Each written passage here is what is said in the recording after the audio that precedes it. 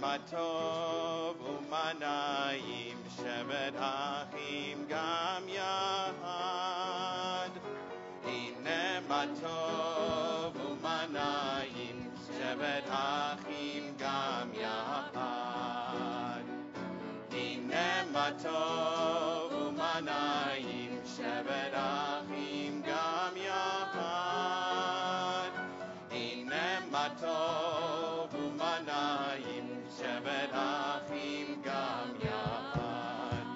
How good it is, how sweet it is, to be together on this day. How good it is, how sweet it is, to be together on this day. Hine matov umanayim shevet achim gam yahad. Hine matov umanayim shevet achim gam yahad. How good it is, how sweet it is, to be together on this day. How good it is, how sweet it is, to be together on this day. Hine matov umanayim shevet achim gam yachad. Hine matov umanayim shevet achim gam yachad.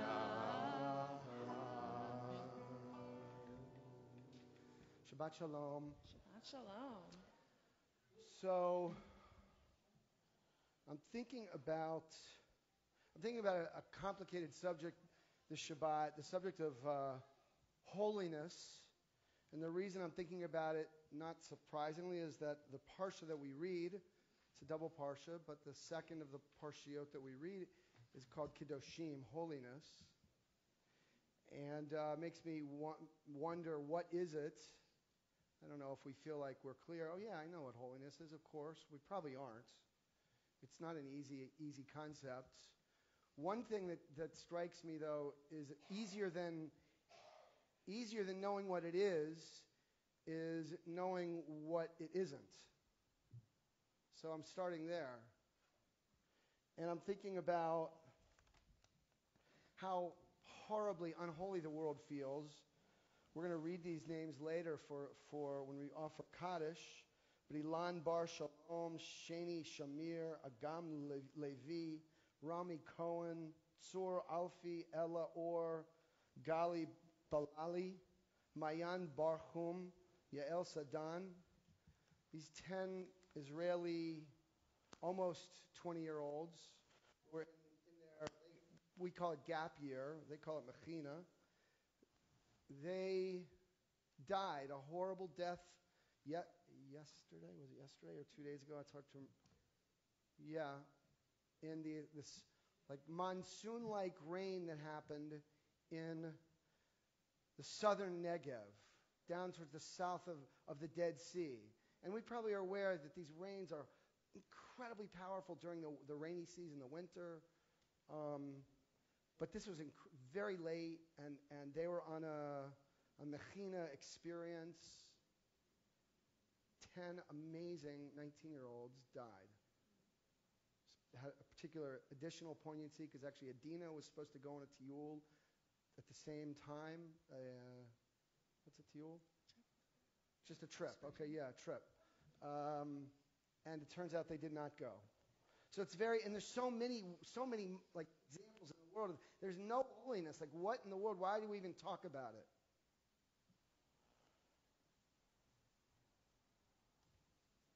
And then it strikes me as well, of course, that we call Shabbat Kodesh, a Shabbat of holiness. Every Shabbat is Shabbat Kodesh, a Shabbat of holiness.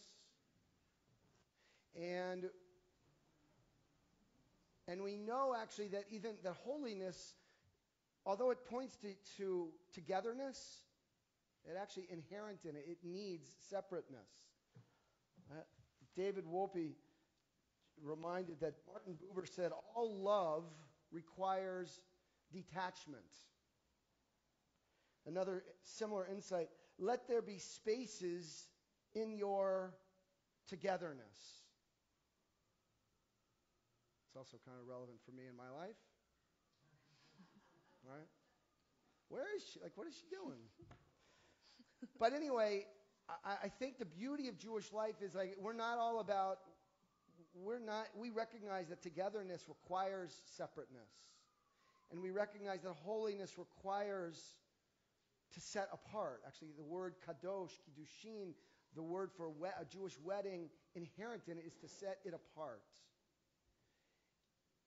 And so if I think about, what's Shabbat got to do with holiness, ultimately it's our attempt to acknowledge how challenging holiness is, our attempt to validate the importance of separateness in order to raise up our ichud, our unitedness. And I'm actually thinking that, in L'chad Odi, every time we rise for L'chad Odi, when I rise at L'chad Odi, I rise because it's the prayer that Jews have been offering for hundreds of years. That somehow, despite all of the moments that feel and that are unholy, 19-year-olds dying in a flood, for example, and so many others, despite those tragedies, these moments of unholiness, we are determined. When I rise for L'chad Odi, it's like I'm saying to God, to humanity, to the universe, the cosmic forces, my job is to work to sanctify life in all of its ways. And I'm just thinking about last week as well. Because last week we had not 10, but I think 13 amazing young people. Truly amazing. They helped us feel like, wow, maybe there can be more holiness in the world, right? I mean, those of us who were here for Pismon, raise your hand if you were here. Right? We had this feeling like, wow, there's such hope for holiness in this world, for goodness. I want to read their names too. I'll just read their first names. Ilana and Sarah and Judah and Eliza and Emily and Lexi and another Ilana. There's Sandberg and Schwartz. Eliana, Michael, Jonathan, Gil, Jake. Did we say Yaffa? No. We didn't say Yaffa because, yes, I know why. Because Yaffa was staying at Rabbi Mulbaum's. And we had so much holiness last week, such a feeling that we can make a real difference in the world in striving to bring more holiness. So I think that virtually every symbol in our Jewish lives points to this tension and points ultimately we need to lean more towards the holiness and the togetherness. The Shabbat candles are one of those many, many symbols and rituals that helps us think that way. So, Mikey, where are you? I saw you come in somewhere. Bring your family up. Come on, Glick family. Come on up as we light the Shabbat candles. It's so fun. I haven't seen you guys in a while. Oh my gosh, look at you. I heard the great news. Look at you. Hello, handsome. Come over here. Was Brian here? No? Is that you? Oh, okay. Yay, hello. Nana, Grandma, Mazel Tov. Come this way. Who's lighting? Come on. Mikey, take this. Hold it, I'll help you. First we light, then we bless. Good job, Mikey. Nicely done. Put this magically in the sand, and we'll up it together. Baruch. Where are we? We're right here. Baruch atah Adonai Eloheinu melech haolam asher kiddushanu b'mitzvotav v'tzivanu lahadlik ner shel Shabbat. Amen. Wonderful.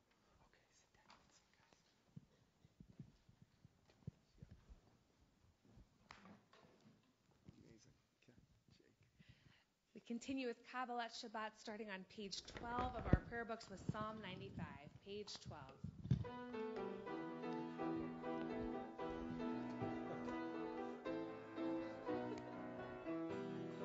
Lechu neranena, lechu neranena, lechu neranena l'Adonai. Lechu neranena, lechu neranena, lechu neranena l'Adonai. Naria, naria letzor נקדמה פניו בתודה. נריה נריה לצור אישנו, בזמירות נריה לו. לכו נרננה, לכו נרננה, לכו נרננה לאדוני. לכו נרננה, לכו נרננה, לכו נרננה לאדוני. יא לה לה לה לה לה, יא לה לה לה לה לה, יא לה לה לה לה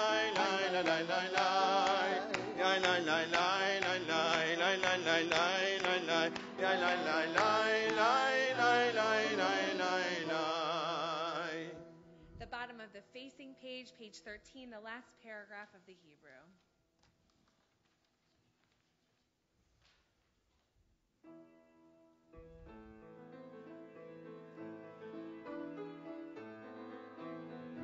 ישמחו השמיים ותגל הארץ, ירם הים ומלואו. ישמחו השמיים ותגל הארץ, ירם הים ומלואו. ירדאי דאי דאי ירדאי דאי דאי ירדאי דאי דאי דאי דאי דאי ירדאי דאי דאי ירדאי דאי דאי ירדאי דאי דאי דאי דאי דאי דאי. ישמחו השמיים ותגל הארץ, ירם הים ומלואו. ישמחו השמיים ותגל הארץ, ירם הים ומלואו.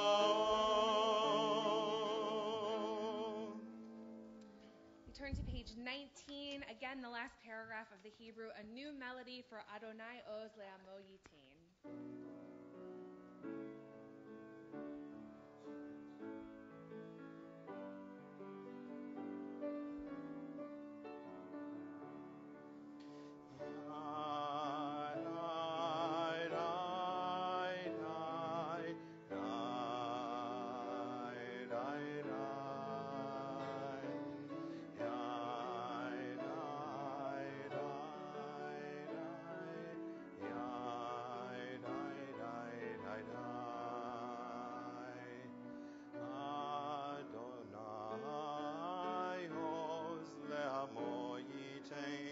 Adonai yivarech et amo.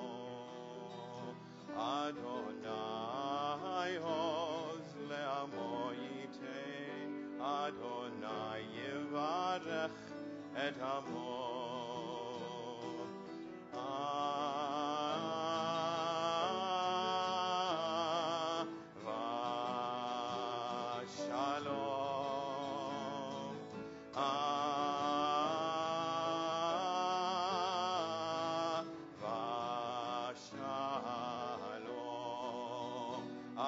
Adonai oz le'amo yitein.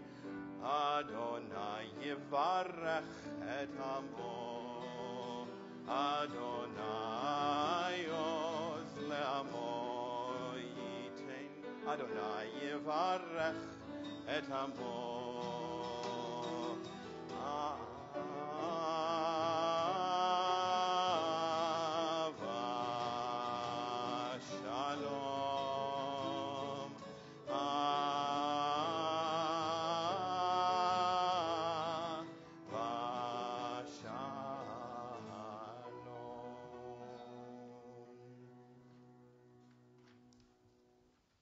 We continue with Lechadodi on pages 20 and 21.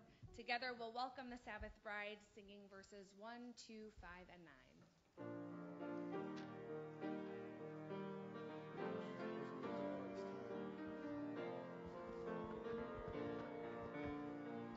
Lechadodi likrat kala pnei Shabbat nekabela.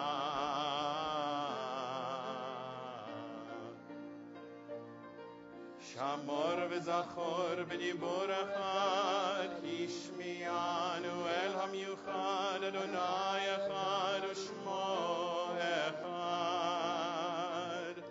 לשם ולתפארת ולתהילה לך דודי, לקראת כלה בני שבת נקבלה. לך דודי לקראת כלה בני שבת נקבלה.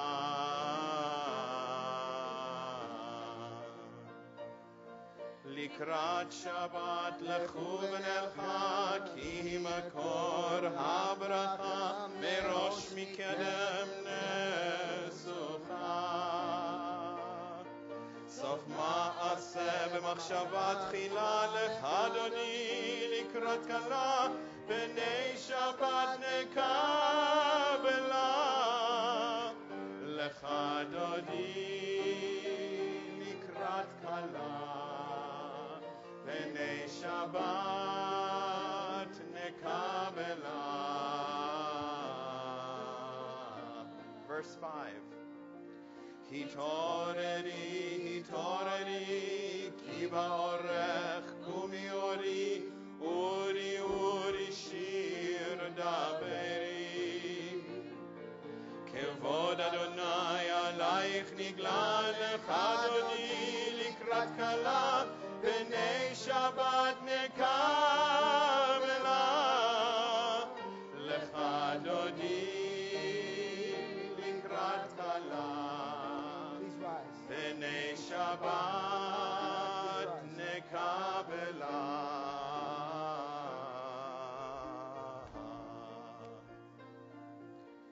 בואי ושלום עטרת בלה, גם בשמחה ובצחונה, תוך אמוני עם סגולה. בואי חלה, בואי חלה, לך דודי לקראת כלה בני שבת נקבלה.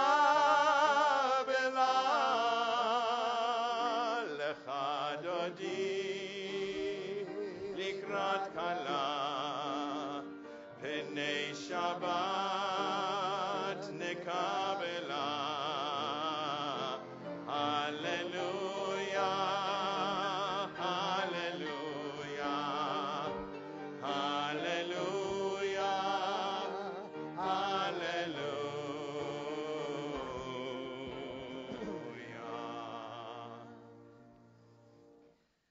We have greeted our Shabbat bride, and now before we greet our Shabbat angels, we should greet each other. So anyone who's tuning in via live stream, we wish you a Shabbat Shalom, and now we turn to the people in our room. So if you see a new face, introduce yourself, give a hug, shake a hand, ask someone how their week was.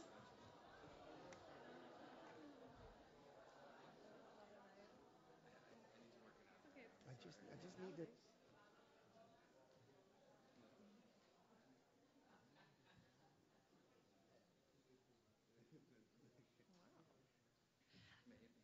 Let's continue on page 24 with Shalom Aleichem.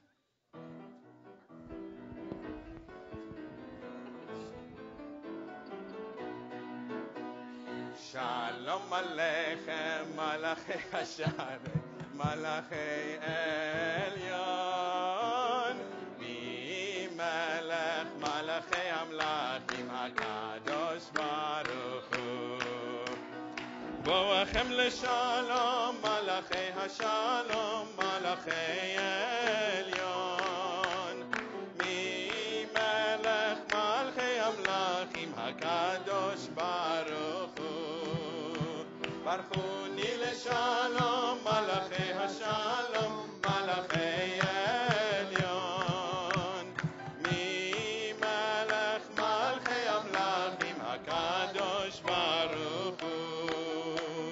Zeitchem LeShalom, Malachei HaShalom, Malachei Elyon, Mi Melech, Malachei Hamlachim, HaKadosh Baruch Hu. turn to page 28 and rise for Baruch Hu.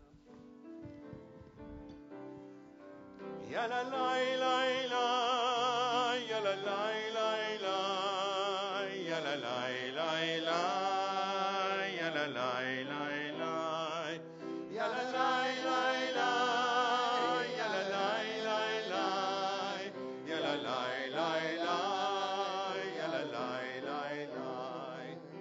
Baruch Hu et Adonai HaMevorach. Baruch Adonai HaMevorach le'olam va'ed, le'olam va'ed. Ya la la la la, ya la la la la, ya la la la la, ya la la la la, ya la la la la, ya la la la la, ya la la la la, ya la la la la. We pray together at the top of page 31. Praise to you, Adonai our God, From whom the evening flows. Your wisdom sets the way on which time and season glide. Your breath guides the sail of the stars. Creator of the tide of time and light, you guide the current of day into night. As heaven spans to infinity, you set its course for eternity. Praise to you, Adonai our God, from whom the evening flows. El Chai v'Kayam Tamid Yimloch Aleinu Le'olam Va'ed. Baruch Atah Adonai Hamari Baravim. Page 32. Ahavat Olam Beit Yisrael Amcha Ahavta. Torah u'mitzvot chukim u'mishpatim otanu limadeta. Al kein Adonai Eloheinu b'shochbeinu u'bekumeinu nasiach b'chukecha v'nismach b'divrei Toratecha u'b'mitzvotecha le'olam va'ed. Ki heim chayenu ve'orech yameinu ve'orech yameinu uvahem negei yomam v'layla yomam v'layla ve'ahavatecha al tasir mimenu le'olamim. Baruch atah Adonai Yohev Amo Yisrael. Shema Yisrael Adonai Eloheinu Adonai Echad. Baruch Shem Kevod Malchuto Le'olam Va'ed. Please be seated as we continue on page 36. ואהבת את אדוני אלוהיך בכל לבבך ובכל נפשך ובכל מאודיך.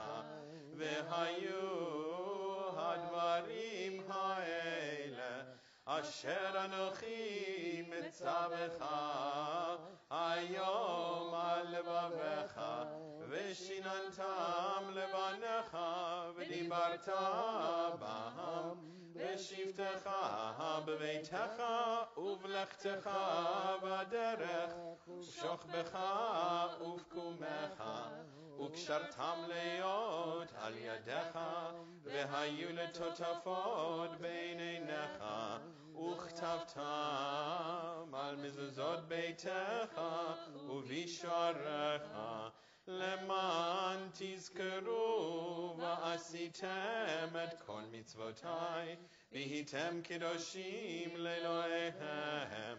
אני אדוני אלוהיכם אשר הוצאתי אתכם מארץ מצרים, להיות לכם לאלוהים, אני אדוני אלוהיכם. Adonai Elohechem.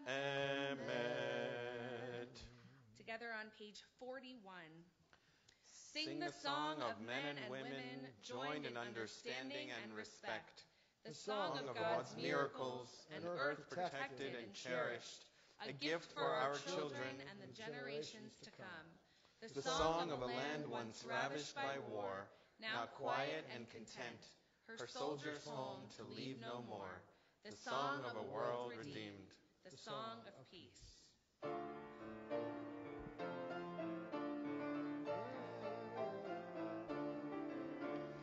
Yai lai, yai lai lai lai, yai lai lai lai lai, lai lai, yai lai lai lai, yai lai lai lai lai.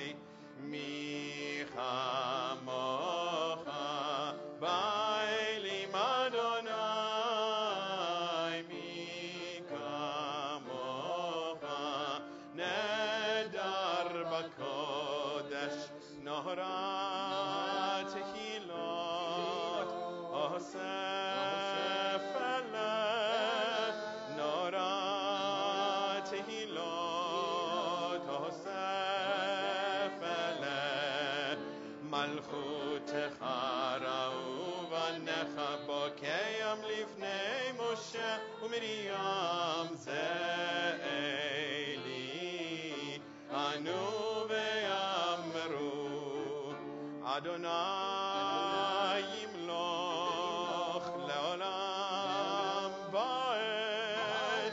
Adonai yimloch leolam ba'ed. Yai lai, yai lai lai lai, yai lai lai lai lai, yai lai, yai lai lai lai, yai lai lai.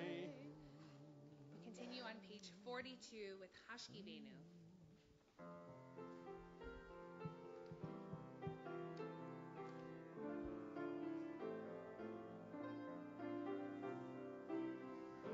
Hashkivenu Adonai Eloheinu leshalom, v'hamidenu shomreinu, shomreinu lechayim.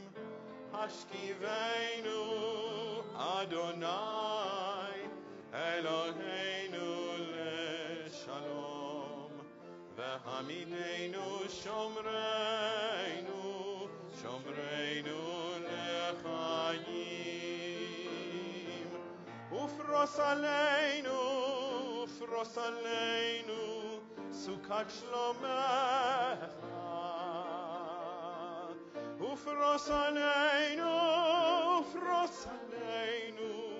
sukat shlomecha.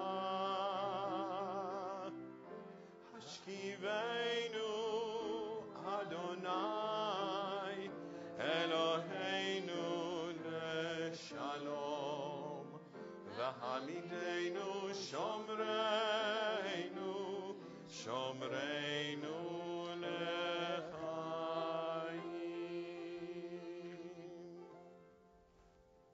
At the top of page 44, we sing together Vishamru.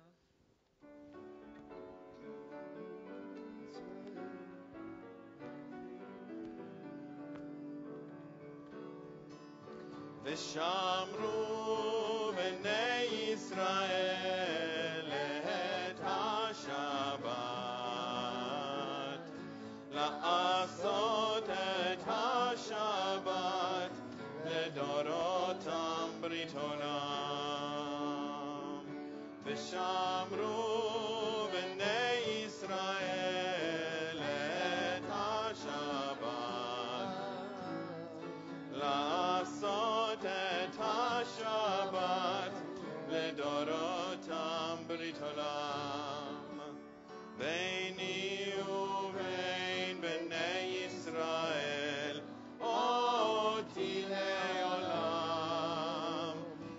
ששת ימים עשה אדוני, עשה אדוני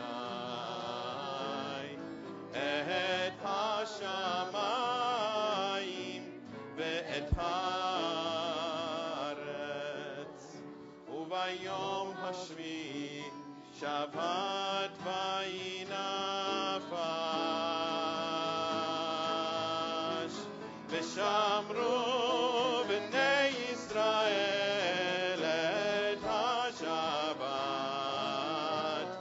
לעשות את השבת לדורותם ברית עולם. ושמרו בני ישראל את השבת.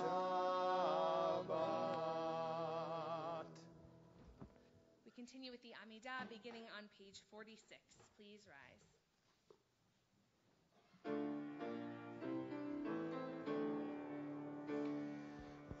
Adonai sefatai tiftachu fi agid tehilatecha. Adonai, open up my lips that my mouth may declare your praise. Baruch atah Adonai Eloheinu ve'Elohei avoteinu v'imotenu, Elohei Abraham, Elohei Yitzhak, Elohei Yaakov, Elohei Sarah, Elohei Rivka, Elohei Rachel, Elohei Leah, Ha'el Hagadol Hagibor ve'Hanora, El Elyon, Gomel Chasadim Tohovim, וקונה הכל, וזוכר חסדי אבות ואימהות, ומביא גאולה לבני בניהם, למען שמו באהבה. מלך עוזר ומושיע ומגן, ברוך אתה אדוני מגן אברהם בעזרת שרה. אתה גיבור לעולם אדוני, מחיי הכל אתה רב להושיע, מוריד הטל, מכלכל חיים בחסד, מחיי הכל ברחמים רבים, סומך נופלים ורופא חולים, ומתיר אסורים, ומקיים אמונתו לשני עפר. מי כמוך בעל גבורות ומידו מלך, מלך ממית ומחיה ומצמיח ישועה, ונאמן אתה להחיות הכל. ברוך אתה אדוני מחיי הכל. אתה קדוש ושמך קדוש, אתה קדוש ושמך קדוש, וקדושים וקדושים בכל יום יהללו חסלה. ברוך אתה אדוני, ברוך אתה אדוני האל הקדוש, האל הקדוש. We continue privately with the Amidah through page 62 of our prayer books. You may be seated or remain standing according to your custom.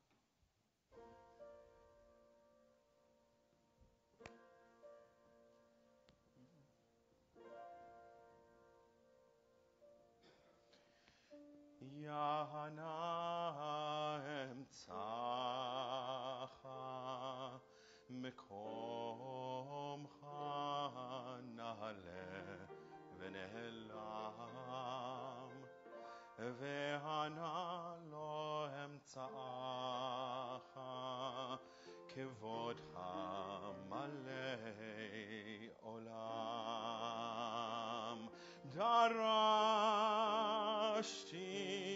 kirvatcha bechol libi keraticha ufzeiti likrati metzaticha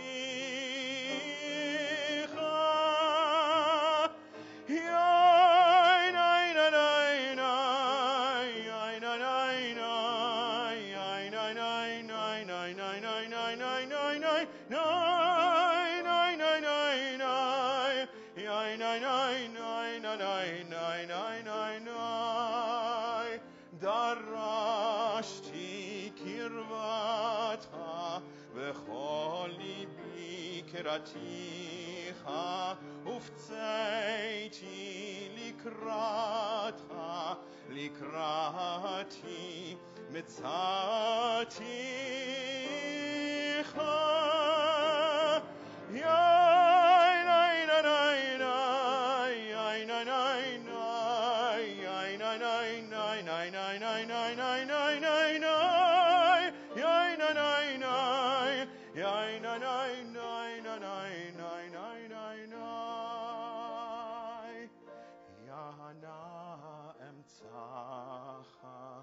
Mekomcha nale v'ne'elam ve'ana lo emtzacha kevodcha malei olam.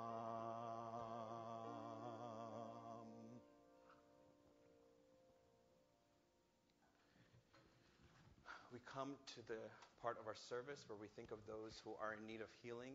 If you are thinking of someone tonight in need of healing, we invite you to say their names as we walk up and down the aisles.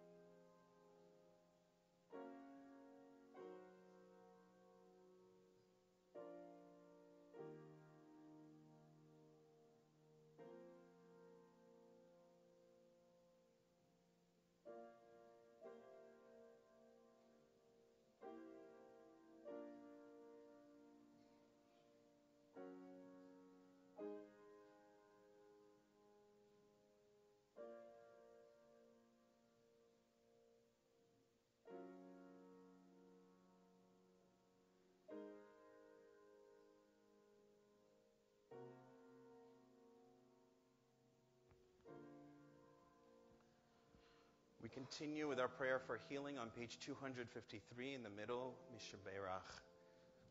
Please join with us. Page 253. Mishaberach avoteinu mekor habracha leimoteinu. May the source of strength, who blessed the ones before us, help us find the courage to make our lives a blessing, and let us say, Amen. Mishaberach imoteinu mekor habracha le'avoteinu. Bless those in need of healing with refuah shlema, the renewal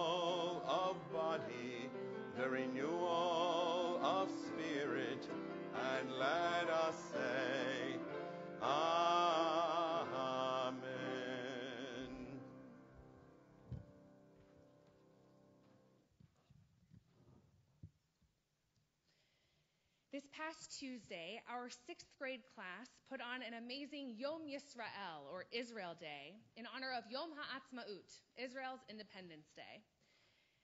As the modern state of Israel celebrates its 70th year, I felt very inspired to see our 12-year-olds teach the younger classes of our learning community about our Jewish homeland.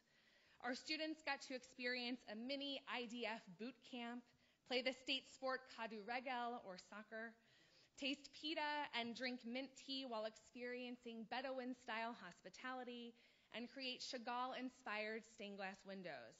There was a craft paper kotel where students left prayers on Post-it notes, an archaeology station where they got to see real Bar Kokhba era coins, and an Israeli dancing station where students practiced mayim, grapevining forever in circles.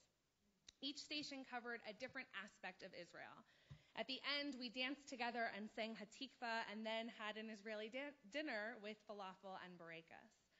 At dismissal, some of the students shared the new things they had learned about Israel with me. I love seeing this new generation of Jews getting excited about Israel and having fun at the temple. To watch the 6th graders take ownership for the different stations demonstrated a deeper learning than I could have imagined. The target audience for our program was 5 to 11-year-olds. And even so, I worry that we've somehow failed them because we provided a lovely, uncomplicated fairy tale version of Israel. As a Jew who chooses to live in the diaspora, I still identify as a Zionist. Israel is a place with Jewish air, a place whose culture is bound up in the sacred texts and ancient history with which I occupy my days. Israel is a place where the music of the Hebrew language is heard at cafes, where Shabbat isn't an option but a day of the week, and where we have literally made the deserts bloom. But it's not a fairy tale. Israel is also a place where the gaps between Jews and people who are not Jewish can be enormous, where some people's rights and freedoms aren't always equal based on their ethnicity or religious practice, and where I, as a person whose mother converted but not in an Orthodox conversion, am not universally considered Jewish, let alone a rabbi. Being a lover of Israel and a Zionist is complicated. In the Talmud, there's an Aramaic phrase, Kol Yisrael arevim ze bazeh. All of Israel are responsible for one another. The phrase comes to mean that each Jew is responsible for every other Jew. That if one Jew sees another on the verge of sinning, he has an obligation to step in and help, to offer loving rebuke. I choose to love Israel, even though it's complicated, because I feel a responsibility to Israel. But it can feel like a confusing time to be a lover of Israel. Tonight, I will not tell you how you should feel about the relationship between Israel and Gaza. I won't tell you what action you can or should not take about any political issue or leader in Israel or otherwise. I won't tell you the most amazing pieces of Israel or the most challenging, and tell you why Jewish values should guide your politics. I may quote someone that you find offensive, but I invite you to listen to the quote. Tonight, instead of telling you the wonderful gifts of Israel, I encourage you to wrestle. This week, actress Natalie Portman made a splash in her response to receiving and refusing to accept the Genesis Award. Portman, who was born in Jerusalem and holds dual Israeli and American citizenship, was named in November for the recipient of this 2018 Genesis Award, which is a yearly prize for outstanding achievement by individuals who have attained excellence and international renown in their chosen professional fields, who embody the character of the Jewish people. However, Natalie Portman informed the Genesis Prize Foundation she would not travel to Israel for the ceremony, which has since been canceled. In her own words, Natalie Portman made a statement saying, "I chose not to attend because I did not want to appear as endorsing Benjamin Netanyahu, who was to be giving a speech at the ceremony. By the same token, I am not part of the BDS, Boycott, Divestment, and Sanctions movement, and I do not endorse it. Like many Israelis and Jews around the world, I can be critical of the leadership in Israel without wanting to boycott the entire nation. I treasure my Israeli friends and family. Israel was created exactly 70 years ago as a haven for refugees from the Holocaust. But the mistreatment of those suffering from today's atrocities is simply not in line with my Jewish values. Because I care about Israel, I must stand up against violence, corruption, inequality, and abuse of power." End quote. Her statement has received and will continue to receive a wide range of reactions. Some, like New York Magazine's Eric Levitz, see her statement as a model of liberal Zionism. He says, "It focuses its fire on Israel's elected leadership while showing love for its people, insists that one need not choose between the Jewish value of empathy for the marginalized and support for the Jewish state, and frames her criticism of Israeli policy as a defense of Israel's own best interests, all while explicitly disavowing the BDS movement." End quote. Others, however, do not applaud her response. Israeli writer Chen Mazig, in an open letter to Natalie Portman published this week in the Jerusalem Post, writes strongly, "Politicians come and go, but the state of Israel is much bigger than you or its current prime minister. We are a family indeed, and you've made a mistake. We are calling you out on it. It's not about criticism, which we welcome here. It is about the way you do it at this moment in time. I know you are used to a different type of political debate in the United States, but we don't need you to bring it here. Come to Israel, make things right, speak your mind at the ceremony, and let's put this to rest. It's not too late to correct your mistake. As much as you love Israel, Israel loves you more, and we will not turn our back on you when you need us. Do not do us wrong." End quote. Depending on our own individual perspectives, we can see this as a case study in how Americans and Israelis view the respective responsibilities diaspora Jews have to Israel and vice versa. Do Israeli Jews want to hear criticism from American Jews? And do American Jews generally feel empowered and in tune enough to offer thoughtful critique of what's happening in Israel? What are the stakes for us, those of us in Israel who strive to offer thoughtful rebuke? Can we separate issues, leaders, and policies, supporting some while rejecting others, all the while supporting the state of Israel? What happens when we speak out? In this case, we might look to Natalie Portman. Even without getting into the particulars of Israeli policy, her choice and statement have proven controversial. People have spoken out strongly in favor of and strongly opposed to her stance, her actions, and her decision. Mort Klein said, "Natalie Portman's absurd, uninformed, inaccurate, dangerous views on Israel, while ignoring the anti-Semitic, pro-terrorist views and actions of Hamas and the Palestinian Authority, gives credibility and legitimacy to the ludicrous, false, nonsensical belief that beautiful women aren't too bright." Without getting into the weeds of the inaccuracy and inappropriateness of the last sentiment about this particular Harvard-educated woman, his remark shows us something important. It is indeed a difficult thing to speak out against Israel. The stakes are high, which can be intimidating even to those of us who are not as famous as Natalie Portman. I have to doubt that based on her statement, she expected to be accused of participating in BDS by not accepting this award, especially because she explicitly said she did not support BDS. But even if she did expect this reaction, this case proves how delicate these issues are in American and Israeli discourses. Speaking out, even thoughtfully, can have consequences. Taking a stance, even when speaking from knowledge and love, can become warped and changed depending on who hears the message. There's one more case I want to explore from the last 2 weeks. On Israeli Independence Day, the student government at Barnard College voted to divest from Israel. This, like Natalie Portman's outspoken response to the Genesis Award ceremony, has led to controversial reactions. One response in particular has stuck with me. Barnard alumna Jenny Singer wrote a piece in the foreword called "Barnard's BDS Vote is What Happens When You Don't Let Us Question Israel." Hers is the response of so many progressive Jews in America. I want to read a long excerpt of her piece. And I don't read it because I think it represents our individual political views or to suggest that we need to see all of the things the same way she does. But I read it because I think it is a compelling perspective on the state of the next generation's relationship with Israel. And I think we have a big responsibility ahead. She writes, "The way liberal Jewish schools, synagogues, and other institutions teach students about Israel fails to prepare us to develop adult relationships with the country. And in seeking to make young Jews into propagandists for Israel, American Jewish institutions deprive us of the very tools we need to defend it. The myth I was taught about Israel was more or less this, and see if this sounds familiar. When Jews returned to Israel in waves of Aliyah, the country was a barren, underpopulated desert, and after Jews made it bloom and declared statehood, we were attacked on all sides by a uniformly evil group of greedy Arabs who were defeated, beginning a legacy of peace and defense against the Arabic enemies. I was so shocked by the difference between the Zionist fairy tale I had been told about Israel and the violent colonialist narrative I was presented with when I got to college that I spent 4 years immobilized by cognitive dissonance.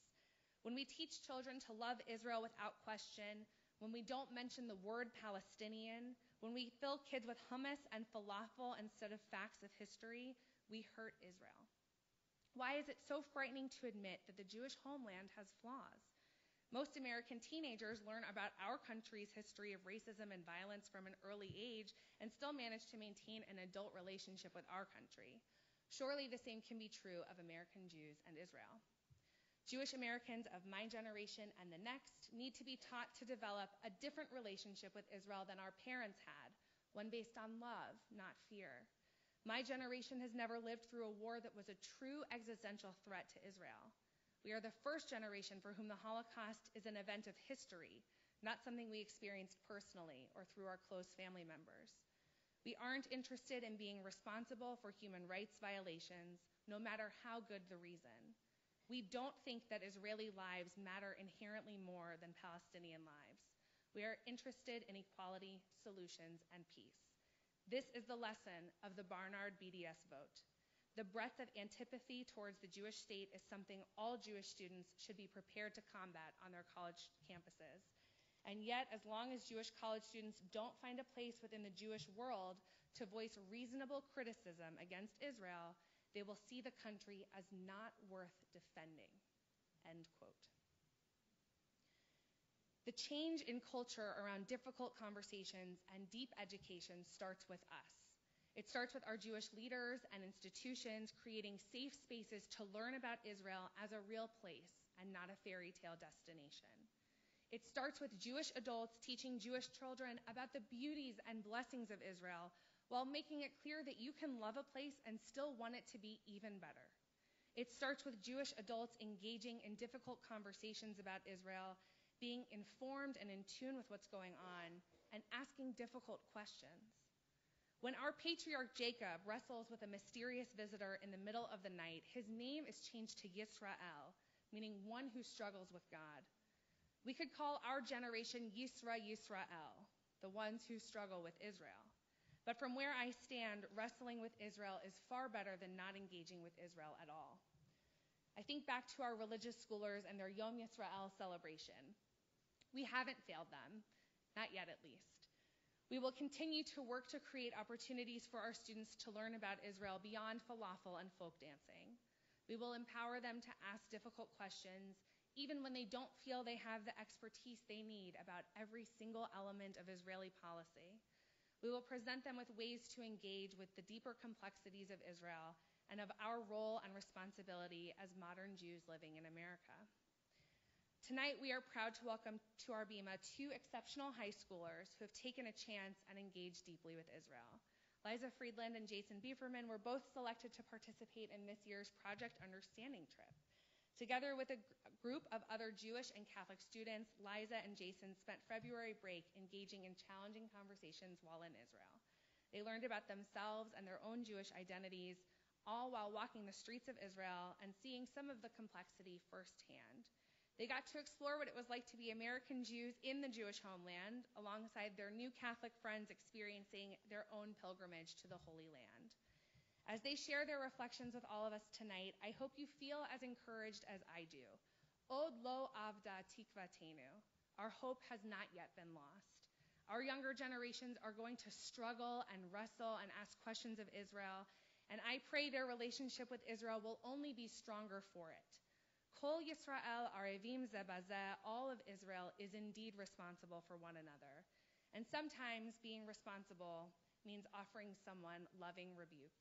For Liza and Jason, this is only the beginning of a meaningful relationship with Israel.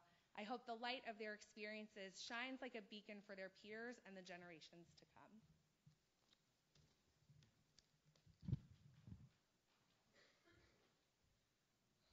Shabbat Shalom. My name is Liza Friedland, and I am a junior at Great Neck North High School and Programming Vice President of JTC, our Temple's youth group. This past February, I was given the opportunity to go on Project Understanding, a Catholic-Jewish interfaith trip to Israel.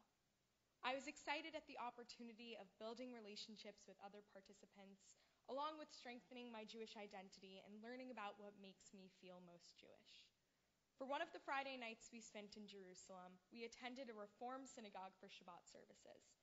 I was really looking forward to this service the whole trip, as I am drawn to the loving and accepting nature of Reform synagogues.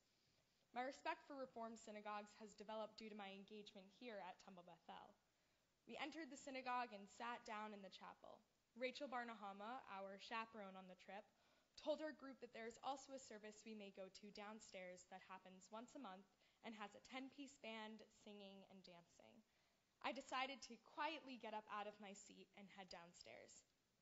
As I entered the crowded room, I was swallowed up by the music in the air and the people dancing with so much joy. Right when I walked in, I felt so secure and cheerful. A stranger grabbed my hand with a friendly force to join the circle while chanting Jewish prayers. I swung around the room, singing my heart out with all different kinds of people. This was an occasion filled with brightness and celebration that I got to share with my fellow attendees of Project Understanding, along with Israelis I had never met before. I was surrounded by so much love and happiness in that moment. I learned right then that I desire a religious space with liveliness and excitement. While dancing and chanting, I was proud to be Jewish and so happy to be sharing this joy with my Catholic friends on the trip. I was able to share with them what makes me feel most Jewish and what I consider holy. I found this service to be a perfect representation of my religious ideals and celebrations. I am honored that I was given the opportunity to experience such a transformative moment with such bright and eager students on Project Understanding. I hope to share more moments like this with the new people that I will encounter. Thank you so much, and Shabbat Shalom.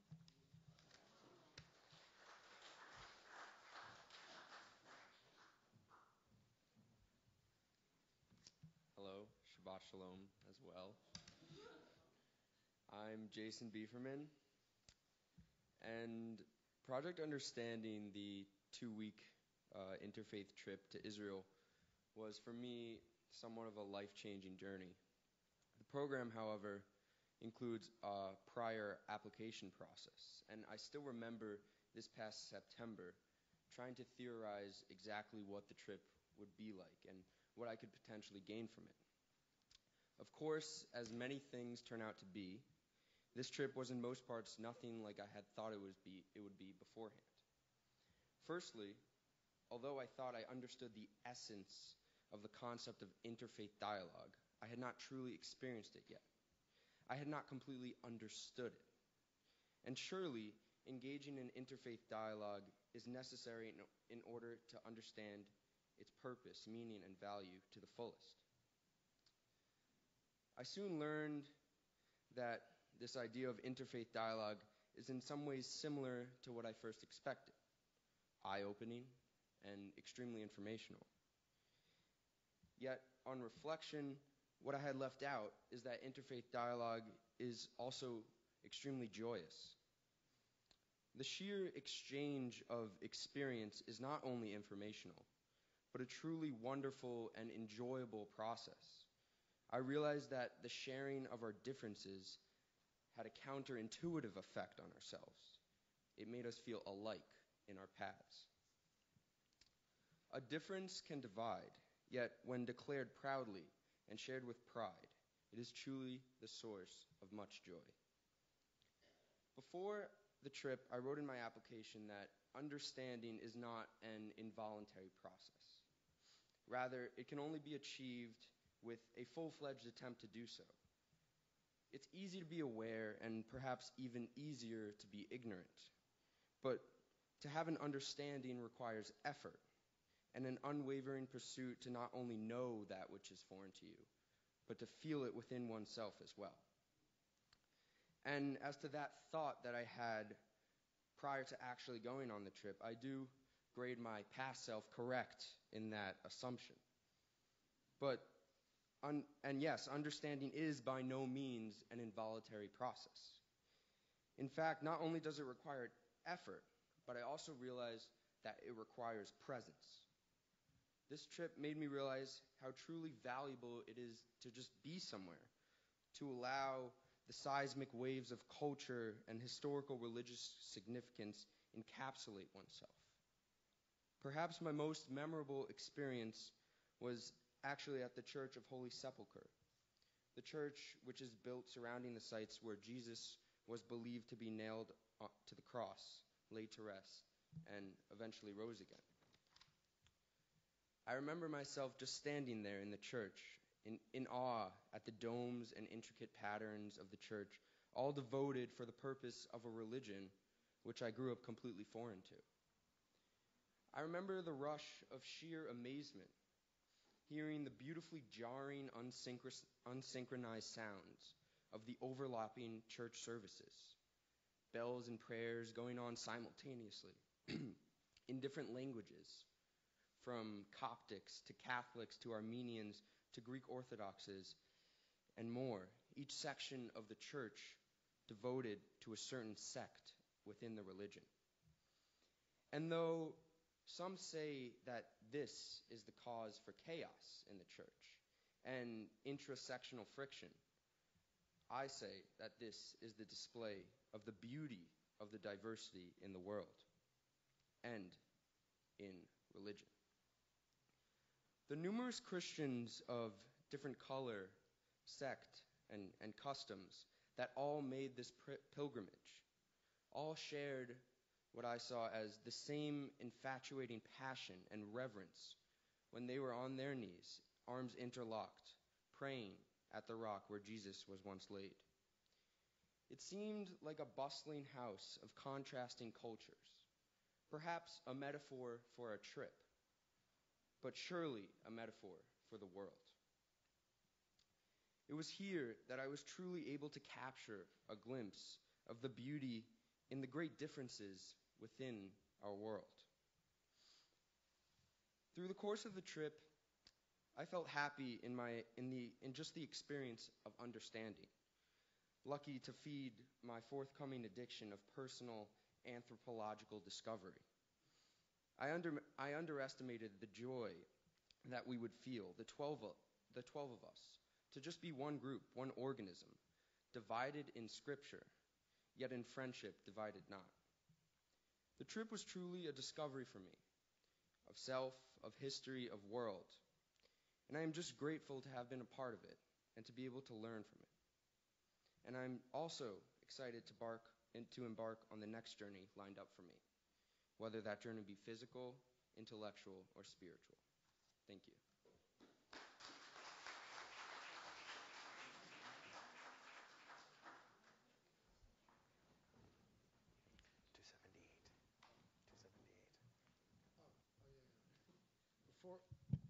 Before we rise for Aleinu, let's turn to page 278 and count the Omer. We're counting, just as we had this beautiful rendering and description of these experiences of yours, so many moments that were meaningful and beautiful and uplifting and transformative and helped us go inward and outward. I mean, that's really everything each of you said is an expression of what the Sfirat Omer, the counting of the Omer, is, of trying to make the most of all of our moments and go as broad and as deep as we can. So, to page 278, we're on we're counting the day after the 27th day for anyone who hasn't kept track. Okay? Right? If I said it now, then we will have already. All right, so here we are on page 278. We'll read the Hebrew and the English. And Hineni muchan umizuman lekayem mitzvat aseh shel sfirat haomer. Together, read with me. I am ready to fulfill the mitzvah of counting the Omer. And now the bracha, the blessing.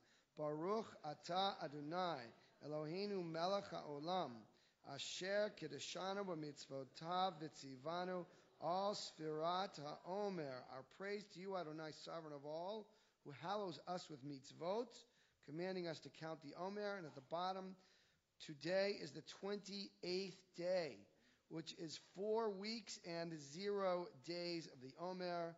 Hayom shmona ve'esrim yom shehem arba shavuot ve'efes yamim la'omer. And we can all say, Amen. Let's rise for Aleinu. Thank you, Leslie. On 282, middle, top of the page. עלינו לשבח לאדון הכל, לתת גדולה ליוצר בראשית, שהוא נוטה שמיים ויוסד הארץ, ומושב יקרו בשמיים ממעל, ושכינת זו בגובהי מרומים, הוא אלוהינו אין עוד, ואנחנו קוראים ומשתחווים ומודים, לפני מלך מלכי המלכים הקדוש ברוך הוא ונאמר והיה אדוני למלך על כל הארץ ביום ההוא יהיה אדוני אחד ושמו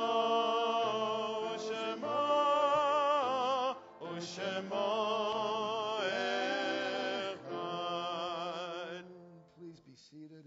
Jason, Liza, I like having you here next, close to me. Don't leave.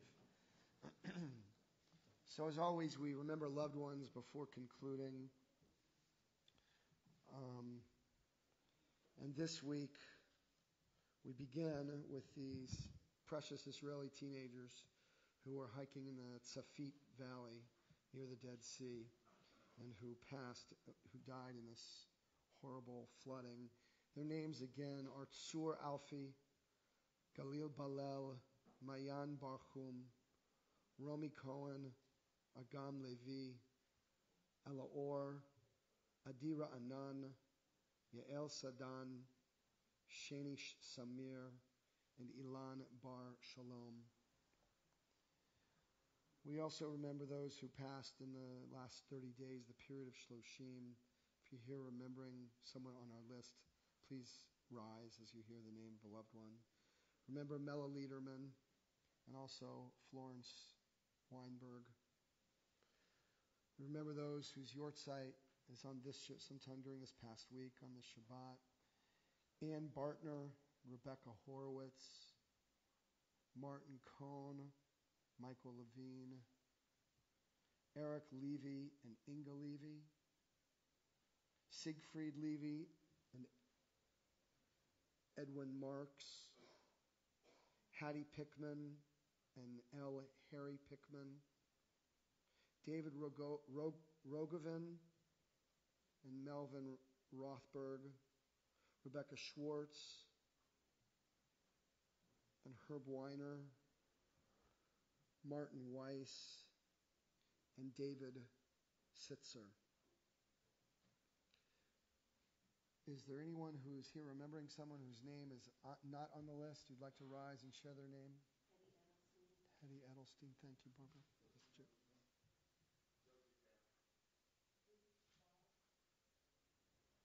Anyone else?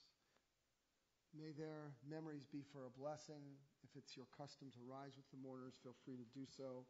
We're on page 294. 294. Yes. Yes. Yikadal v'ikadash shemer Rabba, bi'alma divra chiruteh v'yamlich malchuteh, b'chayechon v'yomechon uv'chaye decho beit Yisrael, b'gala v'zman kariv v'imru amen. Yehe shmei Rabba mevorach le'olam u'lalmei almaya. Yitbarach v'yishtabach v'yitpa'ar v'yitromam v'yitnaseh. V'itadar v'yitaleh v'yitalal shemei d'kudesha b'rechu. Li'ela min kol birchata v'shirata. tushpechata v'nechemata. Damiran bi'almav imru amen. Yehesh lama rabba min shemaya. V'chaim aleinu v'al kol Yisrael v'imru amen. Oseh shalom b'imromav hu yaseh shalom. Aleinu v'al kol Yisrael v'imru amen. May the one who creates harmony on high bring peace to us, to all Israel, and let us say amen. Please be seated, except for our president.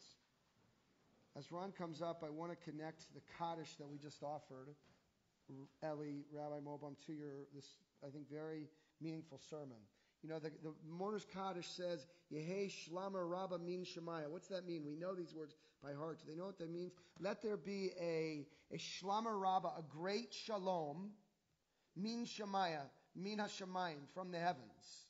But it doesn't really mean that. What it means is that God is relying on us to bring that great shloma, that shlama rabbah, to this world. Bring God's peace to our presence. And actually, I think what Rabbi Mobam is speaking about is exactly that. It's the challenge that we can hear Natalie Portman's statement, decision. We can be very critical of it. We can be very supportive of it, and we can come to struggle. What did you say? Yisrael? That's great.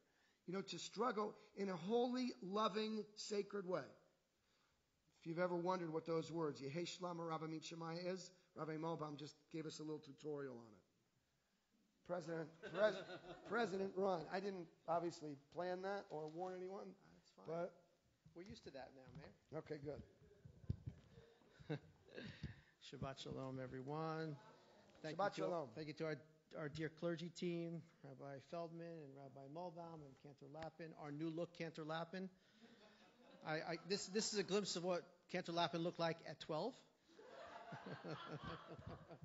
Clean shaven and short hair. But you had a beard at 12.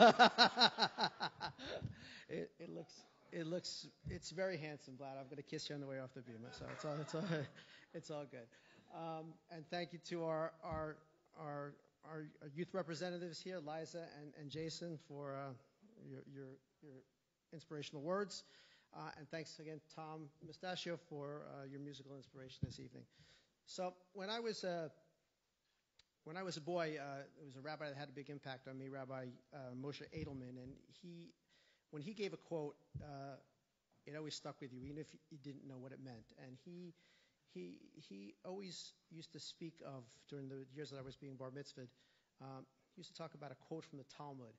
And perhaps our clergy team knows it. And I can't do it in Hebrew, but in English, it basically said that Shabbat carries with it the flavor of paradise. Do you know that from the Talmud, from the Birkarot in the Talmud? Brachot in the Talmud. And then, in any event, as a child, I didn't really know what that really meant. As an adult, I think it resonates much more as we conduct our busy and hectic lives. There's wisdom in Shabbat in that you take the time to reflect and to step back. And I hope all of you had busy and good and productive weeks, and I hope you too will take a moment to reflect and take some time to be with yourselves and be with your families and rest for the week that is yet to come. So we have some really brief announcements. Tomorrow morning, 9:15, Torah study. Who's doing Torah study tomorrow morning? Rabbi Meir is doing Torah study. 10:30 a.m., Shabbat morning service right here in the Rudin Chapel. We will be celebrating with the Glick family on the occasion of Michael's bar mitzvah. At 1 p.m., Shabbat nature walk. Now, in your little handouts there, it specifically says that we're going to meet here at Temple Beth-El parking lot and head over to Sagamore Hill, Teddy Roosevelt House. That is not correct. We will be meeting at Sagamore Hill. So don't come here. Go there first if you're coming on the nature walk. And it's at 1 p.m. And Sharon, who's going to be leading the nature walk, requests that if you're coming, to email her, sharonepstein@me.com, so that we make sure that we wait for you in the parking lot if you're running late. So 1 o'clock, Sharon, by 1:15 people are going? By 1:15, the walk's going to start. So you got a 15-minute grace period. 9:30 a.m. on Sunday, Dr. Kenneth Pearl will introduce a film Monsieur Klein, and will lead a discussion on European complicity in the Holocaust. Ken Prohl always does some really great lectures, and if you have nothing going on Sunday morning, I think you'll enjoy that. As always, a whole host of events going on at Beth-El, Jewish Cooking School, Jewish Yoga School, and next Saturday morning at 10:30 a.m., Shabbat morning service, and we're going to celebrate with another beloved family here, the Schwartz family, on the bar mitzvah of Reuben. To everyone, Shabbat Shalom. Have a fantastic weekend. Have I forgotten anything, rabbis? No, you did great. I did not. Okay.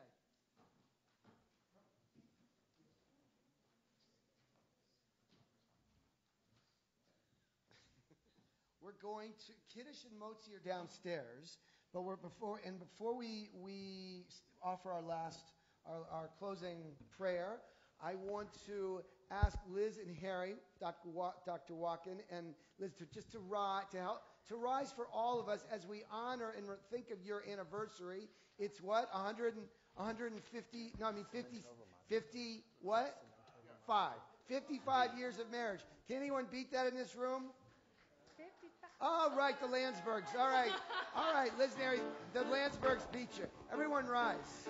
Siman tov, mazel tov, mazel tov, siman tov, mazel tov, mazel tov, siman tov, mazel tov, mazel tov, siman tov. Yeilanu, yeilanu, yeilanu, ulechol Yisrael. Yeilanu, yeilanu, ulechol Yisrael. Yeilanu, yeilanu, ulechol Yisrael. Yeilanu, yeilanu, ulechol Yisrael. Siman tov, mazel tov, mazel tov, siman tov, mazel tov, mazel tov, siman tov, mazel tov, mazel tov, siman tov, yeilanu.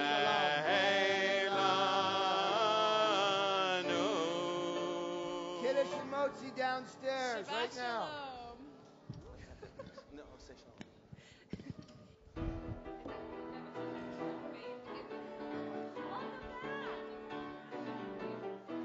עושה שלום במרומיו, הוא יעשה שלום עלינו ועל כל ישראל ועל כל יושבי תבל, ואמרו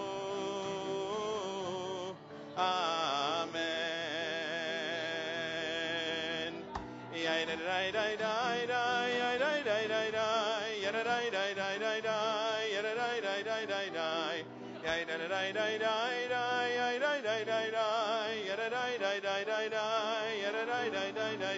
עושה שלום במרומיו, הוא יעשה שלום עלינו ועל כל ישראל ועל כל יושבי תבל